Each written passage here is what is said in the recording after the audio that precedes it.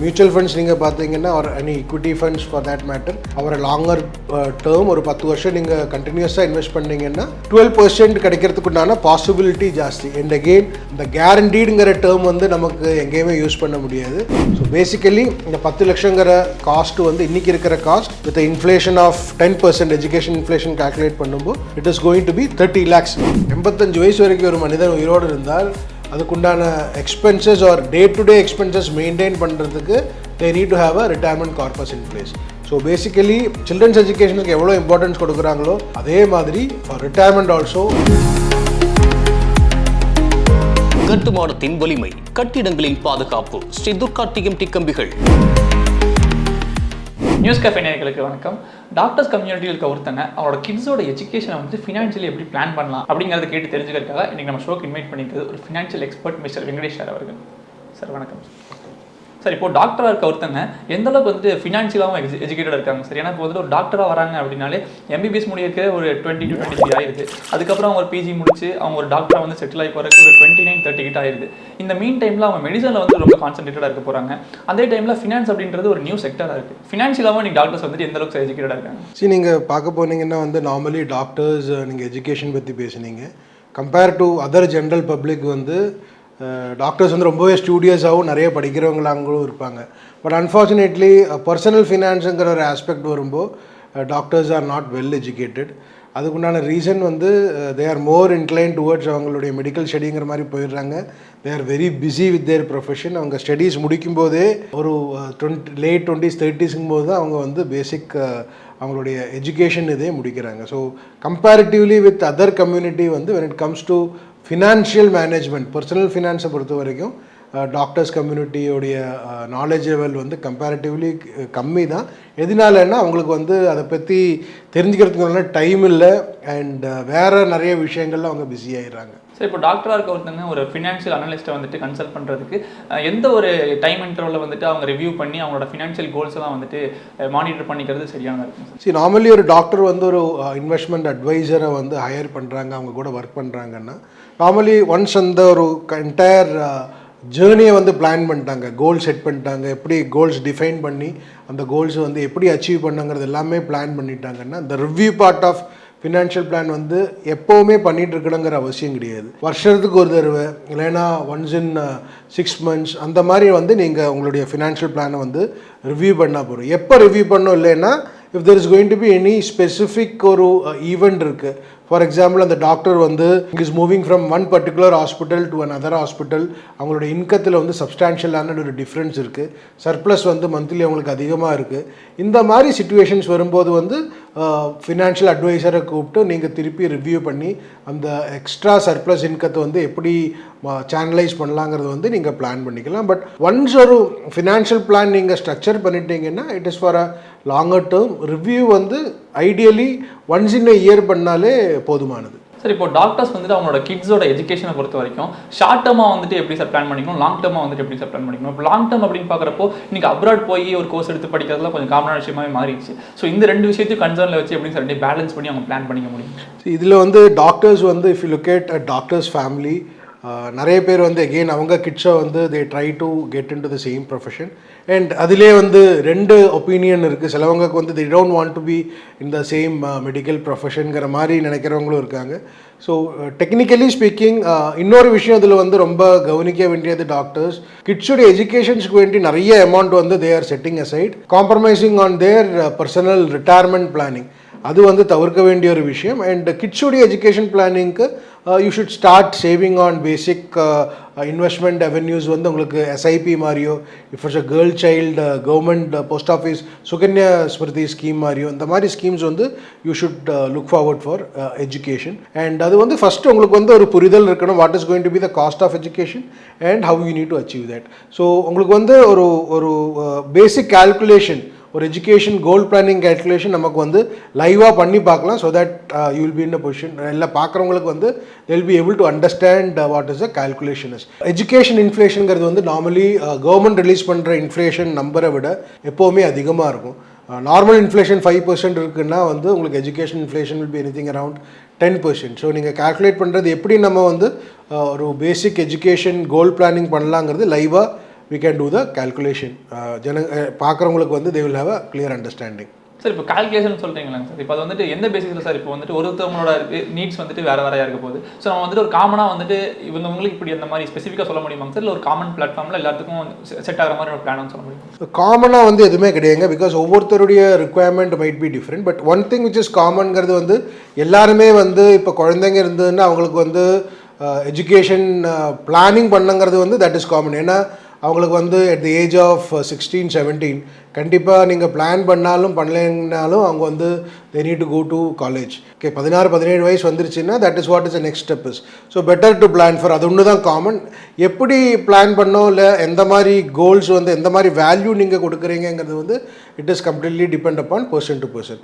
So ஆவரேஜாக ஒரு rough கேல்குலேஷனுக்கு வந்து லெட் அஸ் சே ஒரு எஜுகேஷனுக்கு வந்து it is going to cost ஒரு 10 lakh rupees வந்து நாளைக்கு நீங்கள் காலேஜ் போய் படிக்கணும்னா 10 lakhs செலவாகும்னா அதுக்கு வந்து how you need to plan for. உங்கள் ஃபேமிலியில் இப்போ ஒருத்தவங்க ஃபேமிலியில் வந்து ஒரு 5 வயசு குழந்தை இருக்குது, அவங்களுக்கு வந்து ஒரு 17 வயசு ஆகும்போது they need to go to college.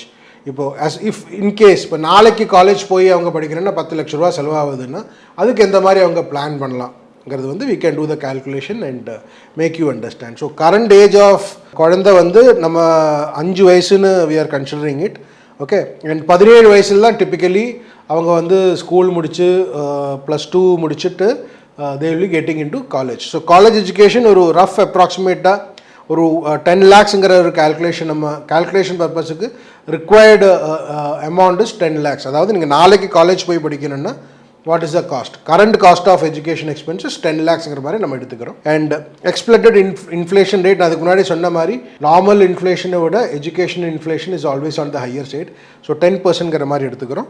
And நம்ம இப்போ பண்ணுற இன்வெஸ்ட்மெண்ட்டுடைய ரிட்டர்ன்ஸ், ஸோ நீங்கள் ஒரு எஸ்ஐபி பண்ணுறீங்கன்னா அவர் லாங்கர் பீரியட் ஆஃப் டைம் 5 yearsக்கு மேலே இருக்கிறதுனால equity funds, அண்ட் நம்ம அது வந்து 12% ரிட்டர்ன் வந்து we are calculating.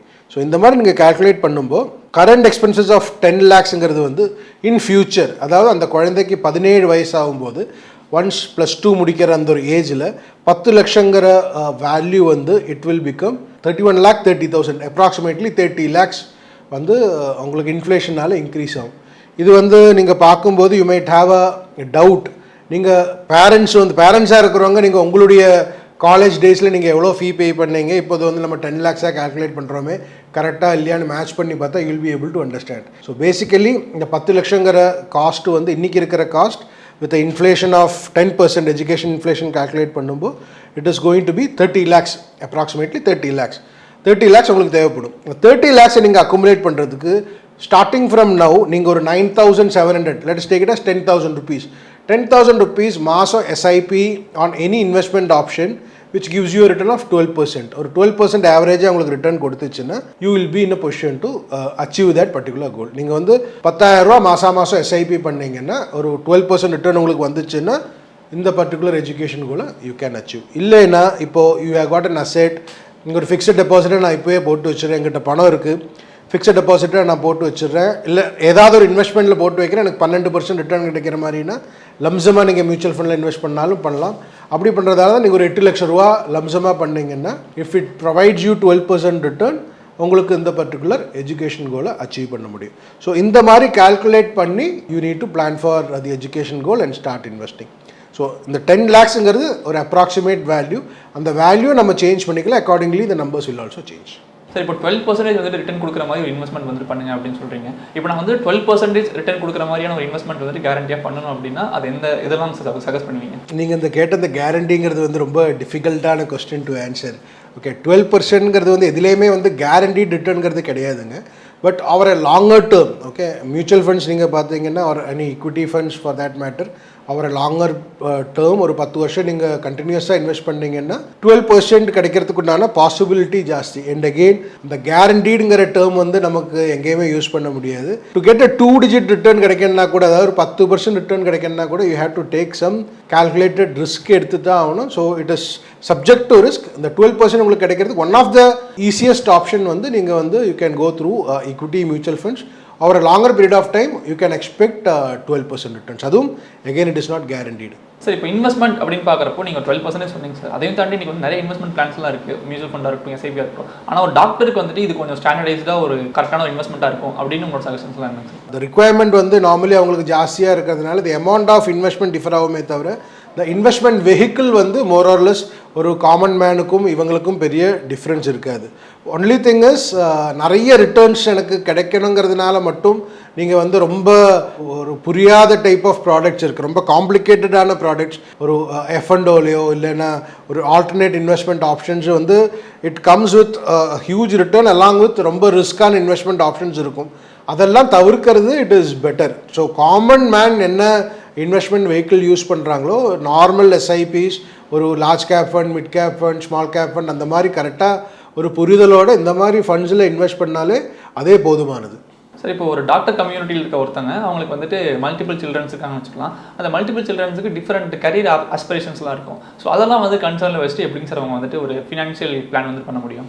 பேசிக்கலி அது வந்து it is more of a ஒரு பர்சனல் சாய்ஸ். அந்த நமக்கு வந்து இப்போ நம்ம இந்த பிளானிங் பண்ணுங்கிறதே வந்து இட் இஸ் அகெயின் ஒரு ஃபினான்ஷியலாக உங்களுக்கு பிளான் பண்ணலாமே தவிர யூ கேனாட்.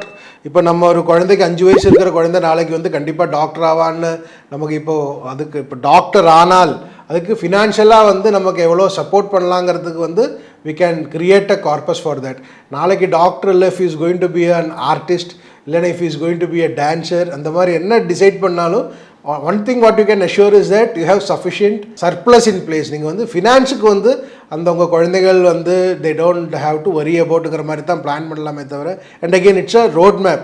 நீங்கள் ஒரு அமௌண்ட் டிசைட் பண்ணுறீங்க அண்ட் கரெக்டாக உங்களுக்கு வந்து இப்போ பிளான் பண்ண முடியாது. இப்போ 5 வயசு இருக்கிற குழந்தை 17 வயசில் என்ன டிசைட் பண்ணுங்கிறது that is again a question mark. But whatever it may be ஒரு டீசெண்டான ஒரு அமௌண்ட், ஓகே, ஒரு average. It is not that நீங்கள் 1 crore கொடுத்துட்டு எம்பிபிஎஸ் சீட்டு பெய்ட் சீட் வாங்குவேங்கிறது பிளான் பண்ணுங்கிற அவசியம் கிடையாது. பட் ஆன் அன் ஆவரேஜ் ஒரு 10 lakhs or 20 lakhs is what இப்போ வந்து ஒரு டீசெண்டான ஒரு எஜுகேஷன் எக்ஸ்பென்ஸ்னா அது எந்த ஸ்ட்ரீமாக இருந்தாலும் ஓகே, ஒரு ஆவரேஜ் ஒரு கோல் வச்சு இஃப் யூ பிளான் ஃபார் உங்கள் அந்த பர்டிகுலர் டாக்டருடைய இல்லை அந்த பர்டிகுலர் கிளைண்ட்டுடைய பசங்க whatever they decide for ஒரு டீசெண்டான corpus will be there which can be use for their future education.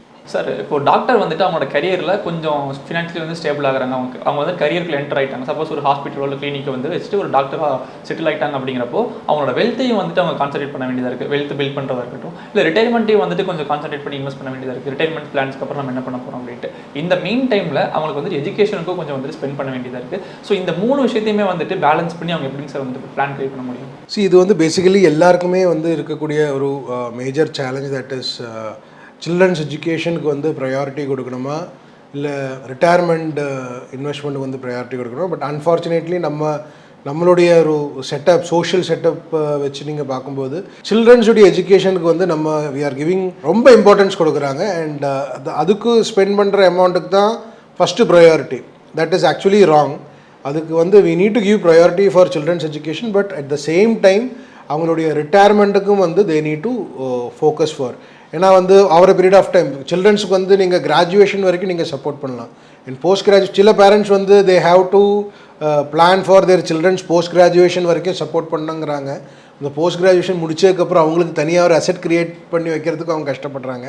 இந்த மீன் டைம் அவங்க என்ன மறந்துடுறாங்கன்னா அவங்களுடைய ரிட்டையர்மெண்ட்டுக்கு whether they had plan for it or not, whether even if it is a டாக்டருக்கும் வந்து retirement is very much applicable.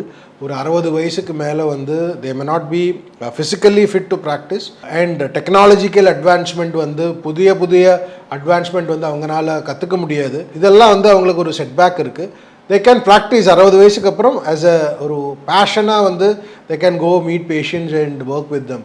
அதை தவிர வந்து பணம் சம்பாதிக்கிறதுக்கு வேண்டி 60 வயசுக்கு மேலே ஒரு டாக்டர் வந்து போய் ஒர்க் பண்ணுறது வந்து கோயிங் ஃபார்வர்ட் வந்து ஃப்யூச்சரில் வந்து ரொம்ப கஷ்டமான விஷயம். So they also need to plan for retirement.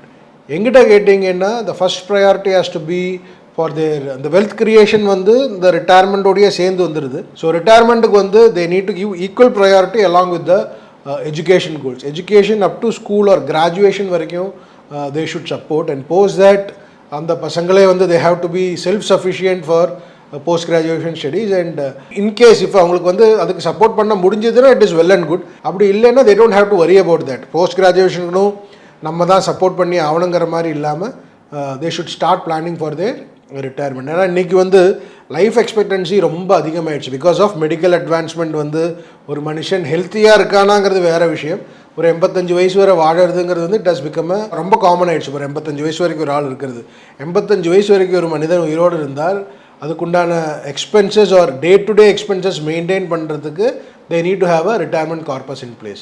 So basically எஜுகேஷனுக்கு, சில்ட்ரன்ஸ் எஜுகேஷனுக்கு எவ்வளோ இம்பார்ட்டன்ஸ் கொடுக்குறாங்களோ அதே மாதிரி for retirement also equal importance கொடுத்துட்டு they need to balance. Sir இப்போ நீங்களே சொன்னீங்க போஸ்ட் கிராஜுவேஷன் வரைக்கும் அவங்க வந்து சப்போர்ட் பண்ணலாம் அப்படின்ற மாதிரி. இப்போ எக்ஸாம்பிளுக்கு ஒரு டாக்டர் ஃபேமிலி இருக்காங்கன்னு வச்சுக்கலாம். அவங்களோட சன் ஆர் டாக்டர் யாரோ ஒருத்தவங்க திருப்பி டாக்டர் ஆகுறாங்க. அவங்களோட எம்பிபிஎஸ் வந்துட்டு கரியர் முடிகிறப்போ ஒரு 20 to 23 ஏஜ் ஆயிடுது அவங்களுக்கு. ஸோ இப்போ வந்துட்டு அதுக்கப்புறம் அவங்களுக்கு வந்துட்டு இனஃபாக வந்துட்டு பே கிடைக்குது அப்படிங்கிட்ட அவங்க ஒரு கொஸ்டின் மார்க் வருது. ஸோ அதுக்கப்புறம் அவங்களோட பிஜி எஜுகேஷன்ஸ் எல்லாம் வந்துட்டு இருக்குது, அவங்களோட ஸ்பெண்டிங்ஸ்லாம் இருக்குது. இதெல்லாம் வந்துட்டு இப்போ சப்போஸ் நானே பார்த்துக்கணும் அப்படின்னு அவங்களோட டாக்டரோ சன்னோ வந்துட்டு கால்குலேட் பண்ணுறாங்க, அவங்க வந்து அப்படி நினைக்கிறாங்க அப்படின்னா அதை வந்துட்டு அவங்க எப்படி சார் பிளான் பண்ணிக்கிறது? சி இது அகெயின் இட்ஸ் ஒரு கேஸ் டு கேஸ், ஒரு இண்டிவிஜுவலுக்கு ஒவ்வொரு மாதிரி சிச்சுவேஷனுக்கு வந்தாப்பில் மாறும். பட் ப்ராக்டிக்கலி நீங்கள் பார்க்க போனீங்கன்னா வந்து ஒரு இந்த எம்பிபிஎஸ் முடித்து அடுத்த ஸ்பெஷலைசேஷனுக்கு போகும்போது இஃப் த பேரண்ட்ஸ், அந்த பர்டிகுலர் கிட்டுடைய parent has got sufficient money to support for that education, that is well and good. இல்லைன்னா வந்து they again have to go and rely on bank loans. பேங்க்லேருந்து லோன் எடுக்கலாம், இல்லை வேறு ஏதாவது இதில் வந்து they need to raise funds and ensure that they are getting the right kind of education in place. அது இல்லாமல் எல்லாருக்கும் every doctor family may not be able to afford further specialization studies. அது வந்து it will, if it is going to be self financed நீங்கள் போனீங்கன்னா it will run in it will be a huge cost. எல்லாராலையும் பேர் பண்ண முடியாது. So அதுக்கு வந்து அதுக்கு நீங்கள் கஷ்டப்பட்டு நீங்கள் வேறு லோன் ரேஸ் பண்ணால் வந்து எகெயின் உங்கள் ரிட்டையர்மெண்ட்டுக்கு வந்து whether you will have sufficient ஃபண்ட்ஸுங்கிறது question mark. So better to avoid அந்த மாதிரி ஒரு சுச்சுவேஷனில் ஃபினான்ஷியல் சப்போர்ட் கொடுக்கறது வந்து அவாய்ட் பண்ணுறது better. If you cannot afford, உங்களுக்கு வந்து அஃபோர்டபிலிட்டி இருக்குன்னா that is a different story, நீங்கள் தாராளமாக யூ கேன் சப்போர்ட். அப்படி அஃபோர்டபிலிட்டி இல்லைன்னா இட் இஸ் பெட்டர் டு உங்களுடைய ரிட்டையர்மெண்ட்டை காம்ப்ரமைஸ் பண்ணி அந்த ஒரு போஸ்ட் கிராஜுவேஷனுக்கு நீங்கள் ஃபினான்ஷியலி சப்போர்ட் பண்ணாமல் இருக்கிறது நல்லது. சார் இப்போது பேரண்ட்ஸ் ரிலேட்டடாக ஓகேங்க சார். இப்போ வந்து ஒரு ஸ்டூடெண்ட்டாக இருக்காங்க, அவங்க வந்துட்டு ஒரு எம்பிபிஎஸ்ஸை வந்துட்டு கிராஸ் பண்ணிட்டாங்க. இப்போ அடுத்து அவங்க பிஜியோட ப்ரிப்பரேஷன்ஸ் இருக்காங்க அப்படின்னா அதுக்கு அவங்களுக்கு ஒரு சின்ன டைம் தேவைப்படுது, ஒரு 6 months ஆர் 1 year சம்திங் ஒரு டைம் வந்து தேவைப்படுது. அந்த மெயின் டைமில் அவங்களோட ப்ரிப்பரேஷன்ஸுக்குனே வந்து நிறையா ஸ்பெண்ட் ஆகுது. மேபி ஒரு கோச்சிங் சென்டர் சேரதாகட்டும், இல்லை அவங்க வந்துட்டு ஒரு இடத்துல தங்கி இருந்து ப்ரிப்பேர் பண்ணுறதுக்கான ஸ்பெண்டிங்ஸாக இருக்கட்டும். ஸோ இதெல்லாம் வந்துட்டு பிளான் பண்ணிக்கிறதுக்காக அவங்க ஏதாவது ஒரு சின்ன சின்ன ஸ்மால் இன்வெஸ்ட்மெண்ட்ஸ் ஏதாவது பண்ணலாமா சார்? இவங்க வந்து ஒன்ஸ் தே ஸ்டார்ட், அங்கே ஒரு இன்டர்ன்ஷிப் ஸ்டார்ட் பண்ணும்போதே அவங்களுக்கு வந்து வர ஸ்டைப்பண்ட்லேருந்து வந்து they can start saving it.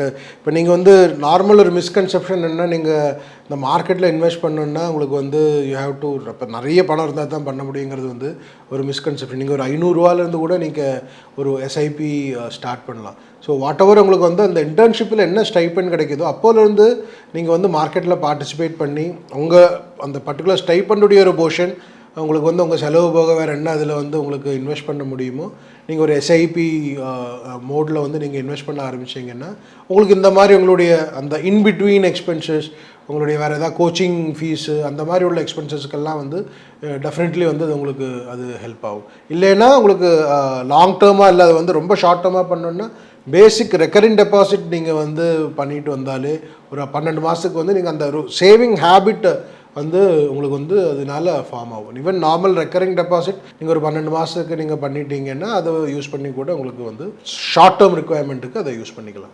So இந்த இன்வெஸ்ட்மெண்ட் வந்து நீங்கள் இந்த ஒரு பர்டிகுலர் மந்த் ஆன் மந்த் நீங்கள் வந்து ஒரு இன்வெஸ்ட் பண்ணுங்கிற அந்த ஒரு ஹேபிட்டை இன்கல்கேட் பண்ணுறதுக்கு ஒன்ஸ் நீங்கள் படிக்கிற காலத்துலேருந்தே you can start it as a ஹேபிட்டாக. வந்து உங்களுடைய பாக்கெட் மணியில் இருக்கிற அமௌண்ட்டே வந்து you can start saving and you can start investing in SIP. ஒரு 500 ரூபாலேருந்து நீங்கள் எஸ்ஐபி பண்ண முடியும். அது வந்து it is for a longer term. நீங்கள் அப்படியே மெயின்டைன் பண்ணிங்கன்னா உங்களுக்கு அதோடைய கரெக்டு சின்ன வயசுலேருந்து, அதாவது from at the time of your college டேஸில் நீங்கள் ஸ்டார்ட் பண்ணிட்டீங்கன்னா you will understand the value of investing and power of compounding என்னங்கிறது வந்து உங்களுக்கு கரெக்டாக புரிஞ்சுக்க முடியும். ஸோ ஃப்ரம் காலேஜ் டேஸ் உங்கள் பாக்கெட் மணிலேருந்தே you can start investing small amount into mutual funds as என்ன எஸ்ஐபி ரூட். ஸோ இதே இது வந்து டாக்டர்ஸ் வந்து அவங்க எம்பிபிஎஸ் பீரியடில் இருக்கும்போது ஈவன் அவங்க வந்து டிபெண்ட் ஆன் பேரண்ட்ஸுன்னா ஒரு சுச்சுவேஷனில் அவங்க கொடுக்குற பாக்கெட் மணிலேருந்து பேரண்ட்ஸே வந்து they can guide them. Okay, எந்த மாதிரி ஃபண்ட்ஸில் இன்வெஸ்ட் பண்ணணும், ஸ்டார்ட் அட்லீஸ்ட் இந்த பர்சன்டேஜ் ஆஃப் பாக்கெட் மணி வந்து நீங்கள் இந்த மாதிரி ஃபண்ட்ஸில் இன்வெஸ்ட் பண்ணுங்கன்னு பேரண்ட்ஸும் கைட் பண்ணி அவங்களுக்கும் வந்து இந்த சேவிங் ஹேபிட்டை வந்து அவங்க குழந்தைகளுக்கு வந்து கற்றுக் கொடுக்கறதுக்குண்டான ஒரு நல்ல ஒரு ஆப்ஷனாகவும் அது வந்து இருக்கும். சார் இப்போது டாக்டர் கரியரில் மிட்வேல இருக்க ஒருத்தர் சப்போஸ் அவங்களோட ஃபியூச்சர் எஜுகேஷன் பர்பஸ்க்காகவோ இல்லை வந்து ஒரு கரியர் சேஞ்ச் பண்ணணும் அப்படின்னு ஆசைப்படுறாங்க அப்படின்னாலோ அப்போ வந்துட்டு அவங்களுக்கு என்னென்ன ஃபினான்ஷியல் பேக்கப்ஸ் வந்துட்டு அவங்க பிளான் பண்ணிக்க வேண்டியது இருக்குங்க சார்? டாக்டரை பொறுத்த வரைக்கும் கரியர் சேஞ்சுங்கிறது வந்து ஒரே ஒரு ஆப்ஷன் தான். ஒன்று வந்து ஹாஸ்பிட்டலில் ஒர்க் பண்ணும், தட் இஸ் கார்பரேட் ஹாஸ்பிட்டலில் ஒர்க் பண்ணும், இல்லைன்னா வந்து they need to set up their own practice. இப்போ இருக்கிற ஒரு சுச்சுவேஷனில் if until unless second generation doctor, first generation டாக்டராக இருந்தால் ஒரு கிளினிக் வந்து செட்டப் பண்ணாமல் ஒரு கொஞ்ச நாளைக்கு வந்து கார்பரேட் ஹாஸ்பிட்டலில் ஒர்க் பண்ணி எக்ஸ்பீரியன்ஸ் ஆகி ஒரு பிராண்டை க்ரியேட் பண்ணதுக்கப்புறம் if they come out and சொந்தமான ப்ராக்டிஸ் பண்ணாங்கன்னா it will be beneficial. Second generation டாக்டரை பொறுத்த வரைக்கும் பிரச்சனை இல்லை. Already family will have a hospital ஒரு செட்டப் இருக்கிறவங்களுக்கு வந்து இட் வில் ஹெல்ப். அதை தவிர ஃபஸ்ட் ஜென்ரேஷன் டாக்டர்ஸ் வந்து கரியர் சேஞ்சுன்ட்டு உடனே வந்து கார்பரேட் ஜாபை விட்டு வெளியில் வர்றதுக்கு முன்னாடி கிளினிக் செட்டப் பண்ணுறதுங்கிறது வந்து இட் இஸ் ரொம்ப எக்ஸ்பென்சிவான ஒரு விஷயம். அண்ட் அதுக்கு வந்து நீங்கள் அன்டில் அன்லெஸ் உங்களுக்கு அதுக்கு ஃபண்ட்ஸ் இல்லைன்னா better not to think of starting up of own practice. Sir ஒரு டாக்டர் வந்துட்டு அவங்களோட கிட்ஸ் ஆர் சில்ட்ரனோட எஜுகேஷனை ஃபினான்ஷியலி எப்படி பிளான் பண்ணணும் அப்படிங்கிறது மட்டும் இல்லாமல் அவங்களோட எஜுகேஷனுக்கும் வந்துட்டு எப்படி ஃபினான்ஷியலி பிளான் பண்ணிக்கிறது அப்படிங்கிறத பற்றி ரொம்பவே டீட்டெயிலாக எக்ஸ்பிளைன் பண்ணுங்க. இன்னைக்கு நிகழ்ச்சிக்கு வந்தமைக்கு நன்றி. மீண்டும் மற்றும் ஒரு நிகழ்ச்சி சந்திக்கலாம். வணக்கம். இந்த வீடியோ உங்களுக்கு பிடிச்சிருந்தா லைக் பண்ணுங்க, ஷேர் பண்ணுங்க, கமெண்ட் பண்ணுங்க, மறக்காம பெல் பட்டனை கிளிக் பண்ணிட்டு சப்ஸ்கிரைப் பண்ணிடுங்க.